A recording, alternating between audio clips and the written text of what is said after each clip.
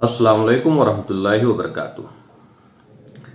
अभी हमने एक वीडियो देखा, उसमें एक मुफ्ती साहब ये फरमा रहे थे कि स्पेन का जो मामला हुआ तो उस पर आरएसएस के लोगों ने जब वहाँ गए और रिसर्च किया तो उनको जो सबसे ख़ास बात पता चली तो वो बात ये थी कि मुसलमान जो है अपने उलमा से बज़्ज़न हो गए थे।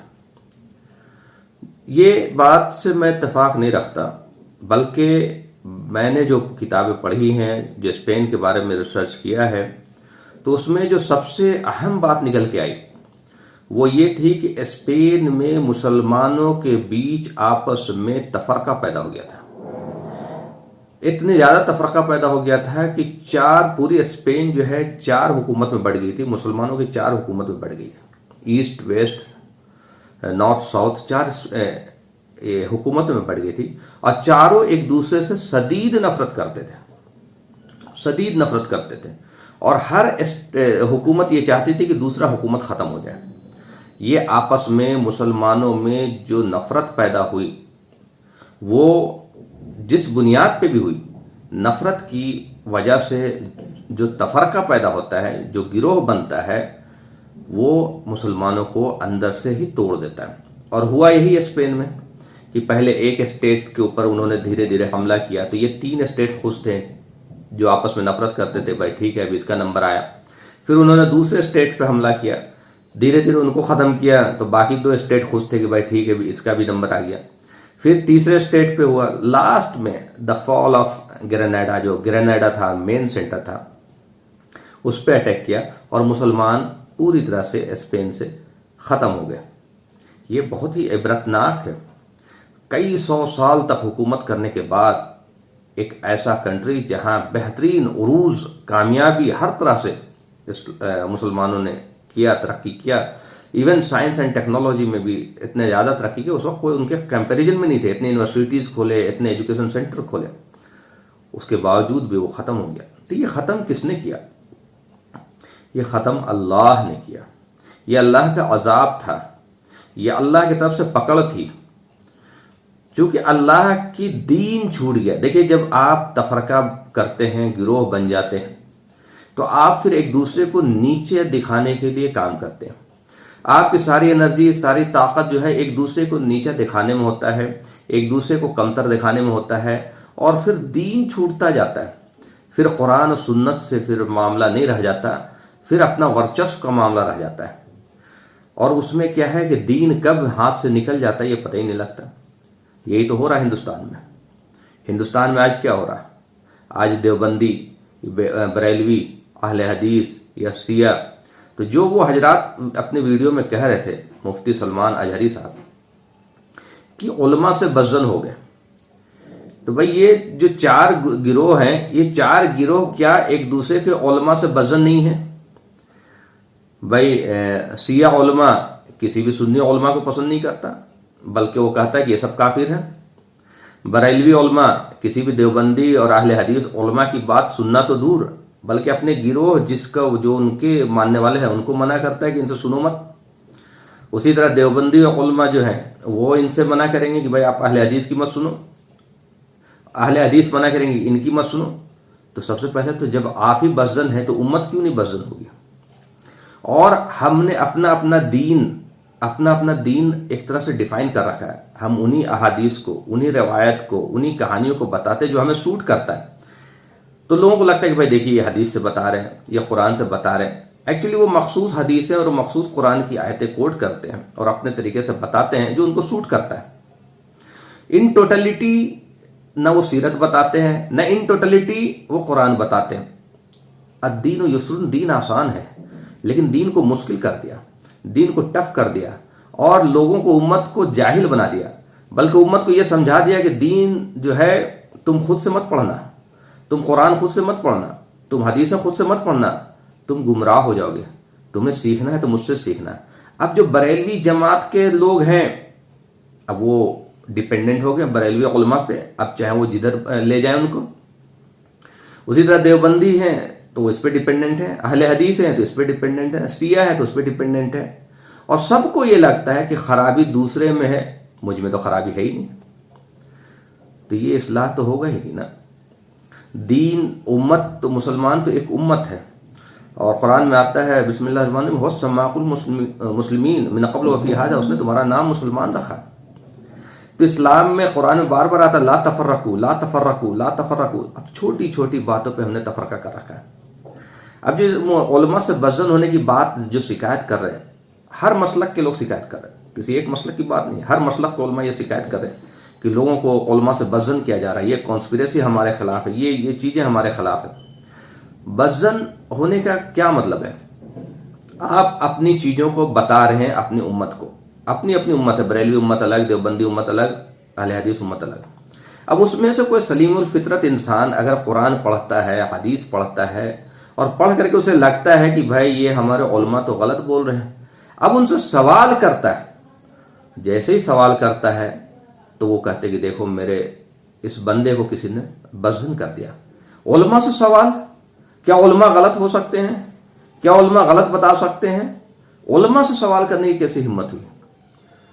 جبکہ یہ اسلام جو ہے ایک کھلا دین ہے، بلکہ ہدی للناس ہے، اور جو قوم سوال نہیں کرتی، جو لوگ سوال نہیں کرتے، وہ ڈیڈ لوگ ہیں۔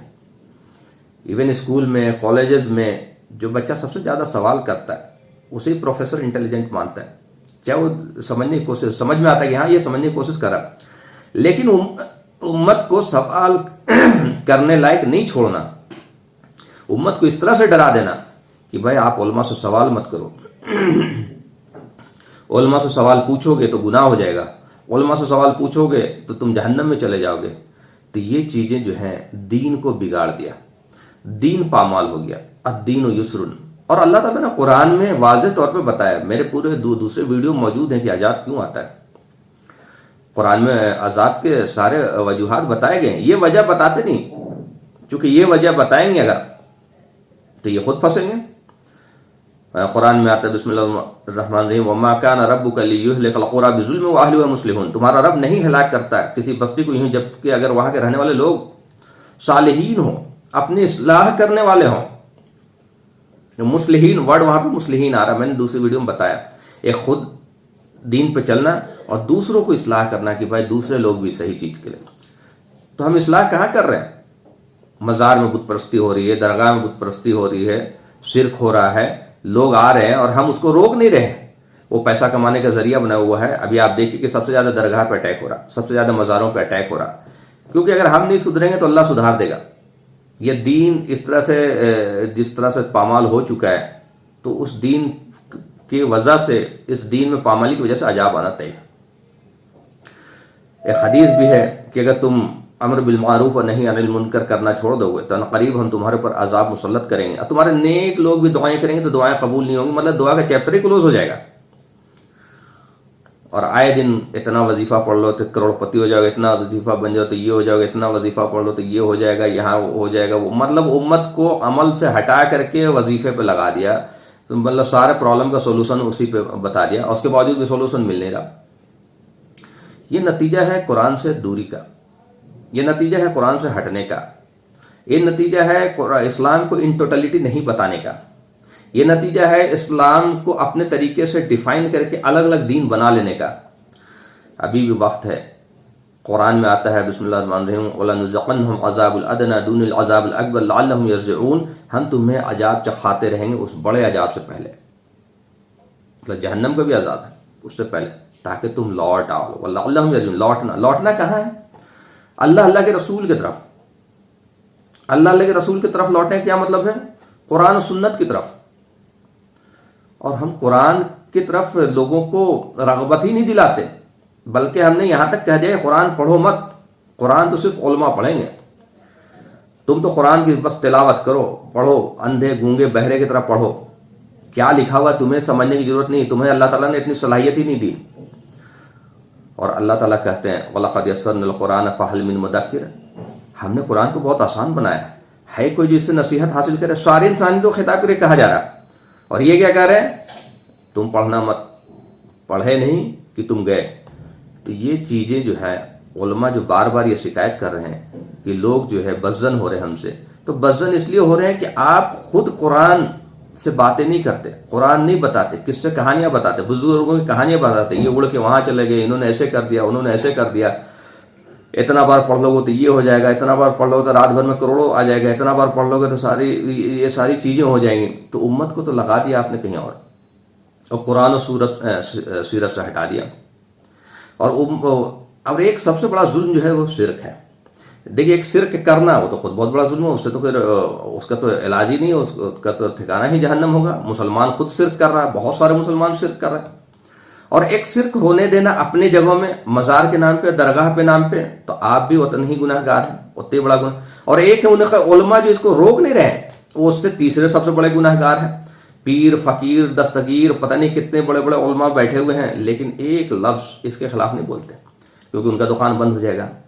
تو بڑے بڑے وضع اور قطع اور صافہ، داڑھی اور پگڑی اور عطر اور سرما اور بہترین ڈریس اور بہترین، یہ کہ دیکھنے سے لگے ہاں بھائی یہ عالم جو ہے ابھی جنت اتر رہے ہیں. تو یہ لوگوں کو جو ہے گمراہ کرنے کا کام، قرآن سے ہٹانے کا کام کس نے کیا؟ کیوں نہیں ہر مسجد میں قرآن سیکھنے سکھانے کا نظم چل رہا؟ کیوں نہیں بریلوی مسجد میں قرآن سیکھنے سکھانے کا نظم چل رہا؟ کیوں نہیں دیوبندی مسجد میں قرآن سیکھنے سکھانے کا نظم چل رہا؟ کیوں نہیں عربی سکھائی جا رہی؟